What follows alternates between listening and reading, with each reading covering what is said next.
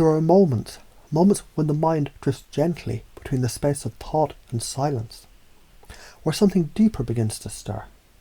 And perhaps even now, you may start to notice how some ideas don't just enter, they unfold. And you've always known, haven't you, that sometimes the answer isn't out there, but already waiting, hidden inside the question. Because every problem, every puzzle, every challenge you've ever faced was never an enemy, but a messenger in disguise. As you listen without needing to understand, you begin to remember, or perhaps simply discover for the first time. The very structure of every struggle was designed to invite a new solution. Let's play with perspective. A man once stared at a locked door for days, pushing, pulling, until a child wandered by, laughed and said, "Why not try the other side?" And suddenly what was impossible became inevitable. Now, isn't that interesting? Because when you look at things differently, things begin to look different. What if every time something seems stuck, it was really just asking, not to work harder, but to see wider? Let's take the story of a sculptor. He didn't create the statue. He simply removed what wasn't it. The solution was already inside the marble. He just had to stop chipping at the wrong place. Much like you, much like how your thoughts, when focused inward, begin to etch out the shape of clarity. Because under every "I don't know" is a "I haven't looked that way yet." Let me ask you this. Have you ever faced something that you thought you couldn't solve, only to realise later, in a moment of ease, or rest or laughter, the answer just arrived? Why does that happen? Because solutions don't scream, they whisper in spaces between struggle, in the echo of curiosity, in the breath between, "What's wrong with this? And what else could this mean?"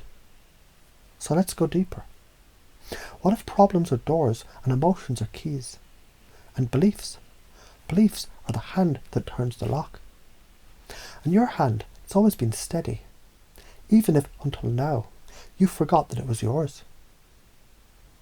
Once there was a child who loved puzzles, not because they were hard, but because they had edges. And edges gave structure, and structure gave possibility. You're that child. You've always been that child, even now. You take problems, break them down, turn them sideways, look at them upside down, and every twist becomes a clue. Because it's not just that problems have solutions, it's that they are solutions in motion, if only you're willing to dance with the unknown. There's a wizard in your mind who doesn't cast spells, he reframes reality. A burnt meal, a lesson in flavour, a lost job, a hidden door, a heartbreak, a deeper love preparing to arrive. The wizard knows every "why me" is a doorway to "what for?" And every "what for" reveals a new version of you. Because the real transformation, it never comes from changing what happens. It comes from changing what it means. You're not a person who solves problems. You're a problem solver, a creator of possibilities, a sculptor of meaning, a whisperer of outcomes. You don't ask if you can handle this. You ask, which way would be the most elegant? How quickly shall I overcome this? What is this trying to make of me? This is who you are, not because you try to be, but because you've always been, even when you didn't know it. So the question is, will you integrate this now, or let your unconscious continue weaving it through the hours ahead? Either way it's happening, either way it's already begun. You believed before that things needed fixing. Now you believe that fixing reveals clarity. And you believe that clarity was always present. And because presence breeds power, you're discovering that power was never lost, merely remembered. Begin to see solutions in disguise. Let your unconscious notice new perspectives. Feel yourself becoming more curious, more certain, more resilient.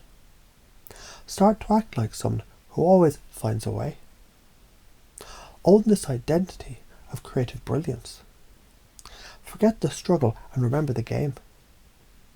It makes sense, doesn't it? That when you stop resisting the problem, you start becoming the solution. After all, those who adapt survive, and those who thrive, they don't wait for answers, they create them. You've seen it in stories, you've lived it in moments, and now you're choosing it as your way of being. Obstacles, they're the shape of your growth. Setbacks, they're setups for smarter action. Failure is feedback. Feedback is fuel. Your emotions are energy, and energy is magnetic. Your identity is powerful, playful, and flexible. Solutions don't appear, they are uncovered. Curiosity is your compass. Every problem is a mentor wearing a mask. And so, as you continue now, or later, or somewhere in between, to reflect, to forget, to remember, and then rediscover, you'll find something new. You never really needed a solution. You only needed the lens to reveal it. It was already there.